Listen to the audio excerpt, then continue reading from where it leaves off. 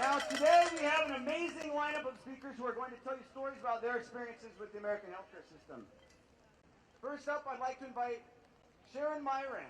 Sharon Myran is Multnomah County Commissioner for District 1. Her district covers all of West Multnomah County and Inner Southeast, and we are in her district now. In addition to being a commissioner, Sharon is also a practicing ER doctor and a mom.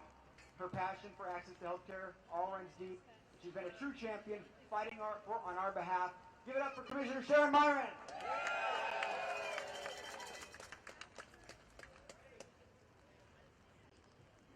Little shorter. Thank you, Valdez, and thank you everyone for being here today. It's pretty amazing to look out and see you. It might not be the most beautiful Portland day, but this is definitely a Portland day. And being here together, all to talk about universal health care and access for all is incredibly beautiful, anytime, anywhere. So, as Valdez mentioned, I am Multnomah County Commissioner for District 1. Welcome. We are here, yay. And I first want to take a brief moment to tell you a little bit about what county government actually does. We provide essential services to the almost 250,000 people who are unable to earn enough income to meet their basic needs. It includes mental health care. We provide help for seniors, people who have disabilities. We support for survivors of domestic violence, housing for the homeless, and so much more. In terms of health care, we have 7 primary care clinics providing low-cost health care, including to people who are uninsured. Our clinics serve around 70,000 people a year with over 300,000 visits. Before the Affordable Care Act, almost a third of the people getting care at our county clinics were uninsured. Last time I checked the numbers, after the ACA, we still have 16% of the people seeking care who are uninsured. So that's an improvement. It's an improvement. But still, think about it. 16% of the people who are the most vulnerable in our community have no insurance. People become homeless because they have no insurance.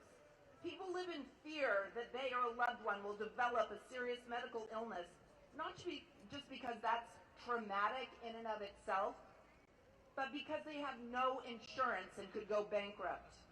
They choose between medication and food because they have no insurance. This is unacceptable from a moral standpoint and unsustainable from an economic standpoint. And make no mistake, it's not like we save money by not insuring everyone. We pay for everyone's care, but it's in our crisis systems where I see them in the ER. It's much more expensive, it's much more efficient, it's much less effective.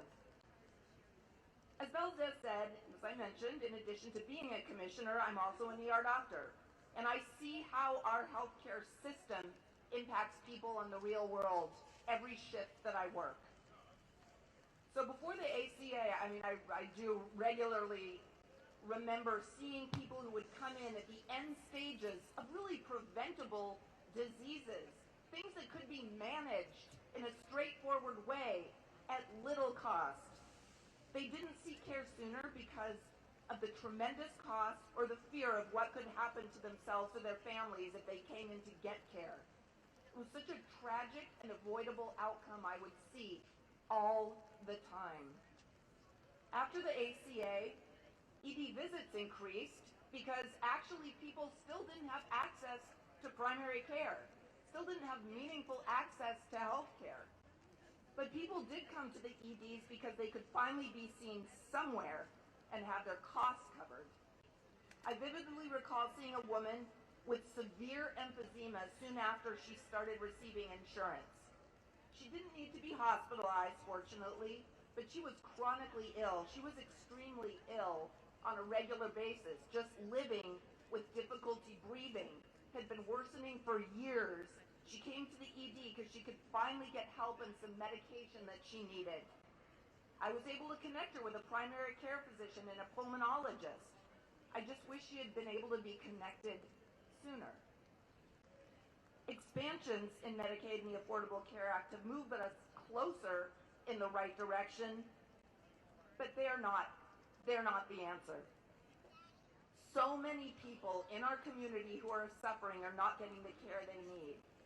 And even those who have insurance so often do not get the care they need and still go bankrupt. I honestly don't think a shift goes by when I don't say, either to myself or out loud, just in general, randomly to the room, if only we had a single payer system. So, what are we going to do about it? We are going to do what you are all doing right here today, which is amazing. Show up. I'm here to tell you that community involvement and advocacy matters. People come and testify before our county commission. Tom from Healthcare for All Oregon came and talked to me as a county commissioner. I'm like, I am going to introduce a resolution voicing the commission's support for healthcare for all. And we did. And thanks to that hard work of Healthcare for All Oregon and many of you here today, the Oregon legislature passed Senate Bill 77 this year. For those who don't know what it is, the state's seating a task force that will move us even closer to implementation. So, we need to keep that pressure on, though, and keep building the momentum. Contact your state legislators and the governor. Leave messages. Try to talk to them in person. Inundate them with emails. Thank them for passing Senate Bill 770, and tell them we need to keep going, because we do. And, just as an aside plug, support Healthcare for All Oregon for the incredible and ongoing work that they do every day in furtherance of Medicare for all and for single payer. So, the road ahead, this is my poetic part. See how poetic it is. The road ahead may be long. It may be windy. There may be potholes. We may even take a wrong turn sometimes. And I kind of like the road analogy because what it means, regardless of all that, there is a path. And together we can travel down that road and ultimately arrive at our destination. Single-payer healthcare, a system where access to healthcare is a human right and no one goes without the care and support they need. Thank you for being here today.